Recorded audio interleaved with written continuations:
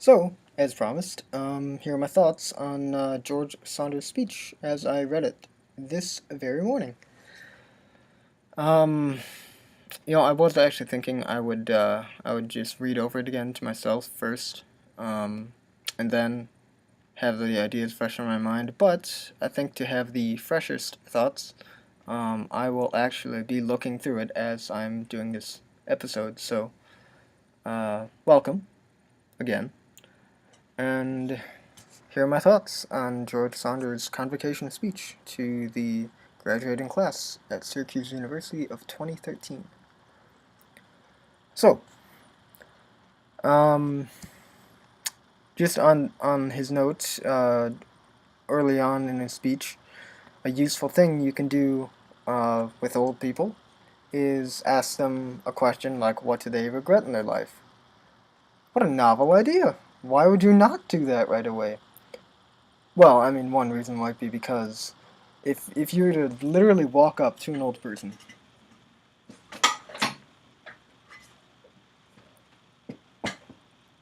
Hey, uh, what do you regret in your life? Feels a little awkward. I'm not at all sure how that looked. I'm. If you can't tell by now, I'm doing this through photo booth on my computer. So yeah, photo booth. It has its uses. So anyway, other than the fact that it might be kind of awkward to just throw that out, still probably not a bad question to ask, right? Full of knowledge, experience, wisdom.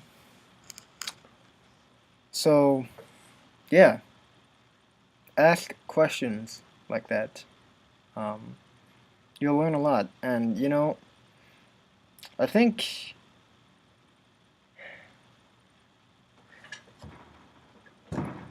sort of kind of relevant. On the note of, like, say, uh,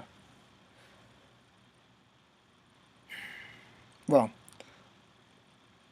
on the note of what the purpose is to, uh, say, someone's life or, say, life in general, um, recently, in the past couple months, uh, while dealing with a lot of low high mood swings, because I think, as I've mentioned, I'm not in an area right now where I have a lot of people to talk in person to, which for me is really crappy. But I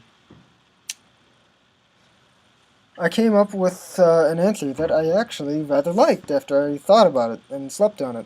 Which, by the way, if you ever have an impulsive thought, if you have the luxury to, and it is a luxury, to sleep on it and then reevaluate it, do it. Because if you don't, you're going to say something you regret. And it may not even be that big to you, but to someone, it may be. And it may have effects that you did not foresee or even think about, and certainly that you don't want. Um, Murphy's Law, if you don't know it. Anything that can go anything that can go wrong will go wrong. Now, back on to what I was just talking about. Purpose of life, specifically human life. I think it's no surprise that humans are different from other forms of life on Earth. Mainly, I would certainly still say for the inherent ability to reason. And I mean, that is a fact that our brains are rather complex compared to that of most other life on Earth.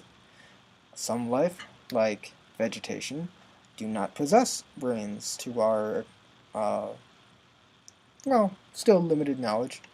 But my point is that through this ability to reason, um, I, even myself, and because I feel no subjugation by anyone or anything to not be free on a really ragtag show that I call Daily Thoughts, um, I feel no regret in saying that being an atheist, um, that I still feel compelled that there must be some manner of purpose to life existing, specifically human life, considering these various, well, considering human history in general, through all its ups and downs and turns and curves and whatnot, um, that there must be a purpose to it. And the purpose that I came up with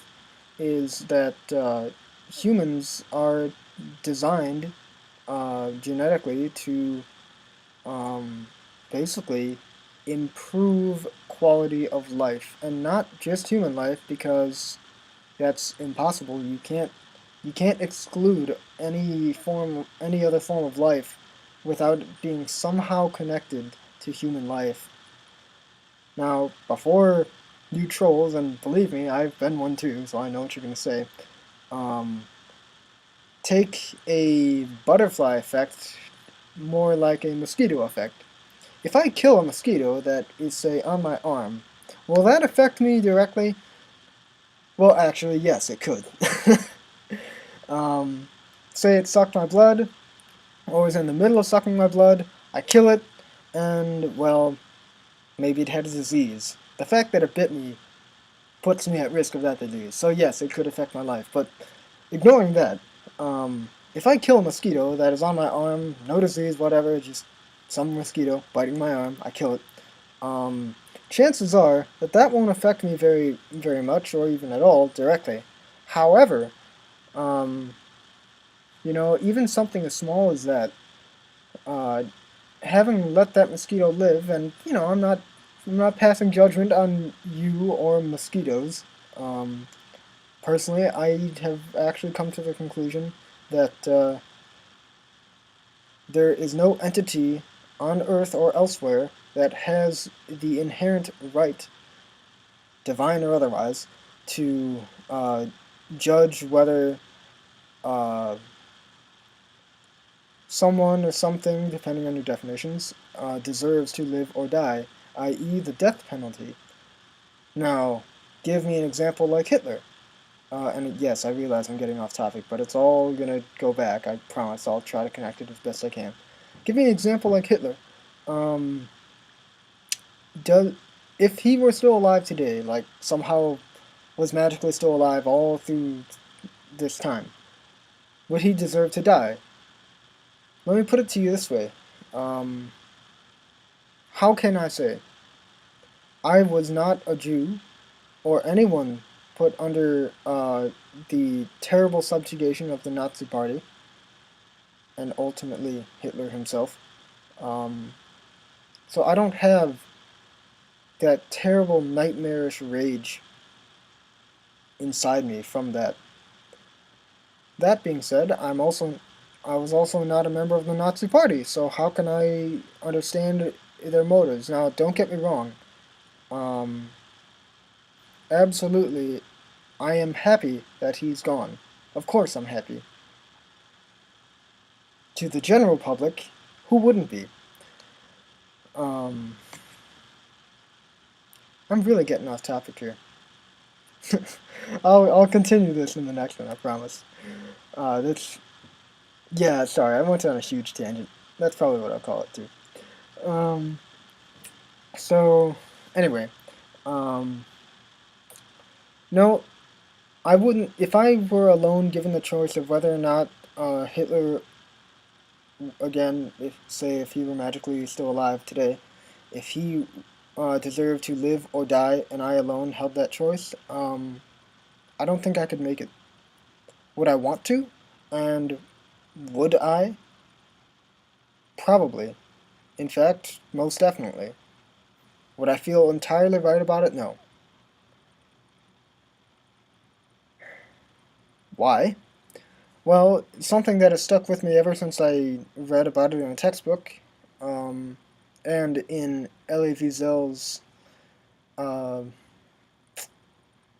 book, which unfortunately I don't quite remember the name of. I think it started with an N, I think. I really liked that book. It was a great book. You should read it if you have any idea what I'm talking about. Um, But the reason is because supposedly uh, this person, Adolf Hitler, started off as a child who wanted to become an artist. Now, I have obviously no idea how good his art was, or who the people judging him were, or whatever. But what uh, what I think historians deemed, and probably those who knew him, so sources, let's say that sources deemed as the snowball effect of his rise to power started with actually people telling him that he sucked, that his art was awful, that he'd never be an artist. So what did he do? He got angry. And in the state that Germany was in at that time, it was very easy to get angry. Um, so, if you're thinking, like, ever since, thinking about it that way, that a failed artist, deemed completely awful by those around him, became one of the world's worst, and maybe the worst, dictator and violator of human civil rights in history. Well, I can't help but feel that it's not his fault alone. And yes, you can narrow it down to any single point in his life and cut the line there, say the past doesn't matter, he did that. But you can do that with anyone and anything. For example, um, you could say that back when I was a younger child, not that old right now, but back when I was a younger child, uh, I made the decision to hurt another child. Why? Because they enraged me. Why was I so easily enraged by another child? Well, for the fact that I was a child, and the fact that I was also picked on and ridiculed and whatnot. And yes, I realize it's still a huge tangent, and I'm sorry. I promise, I will connect it to the purpose of human life as I see it. Um, so, even with all that, I still hurt that child. And chances are, uh, honestly, based on what I've experienced, even in the short amount of time I've lived and thought about my experiences, um, chances are that kid is probably dead via suicide or something else because he had a shitty life. And even so, I had no right to hurt the kid. I had no right. And who knows, maybe what I did, even if he cast the first stone, um, affected him greatly. Who knows? I can't ever know.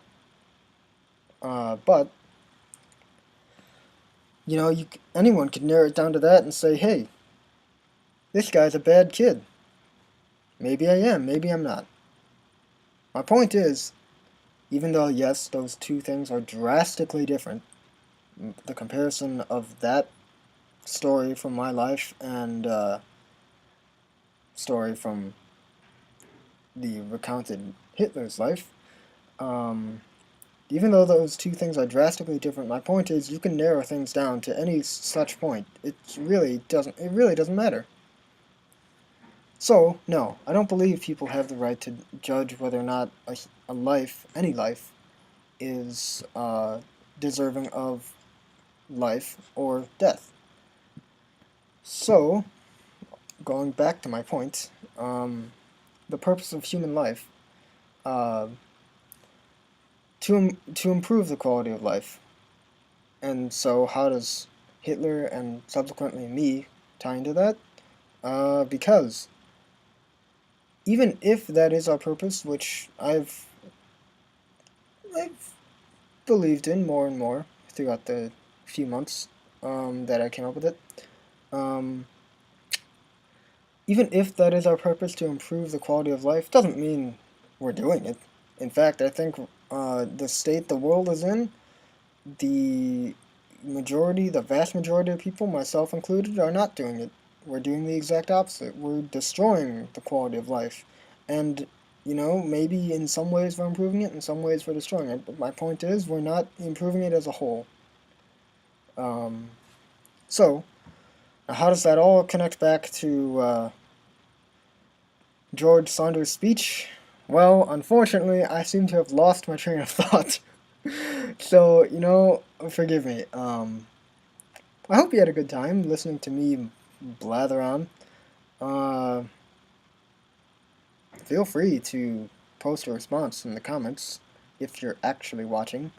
Uh, my bad. Next one, promise.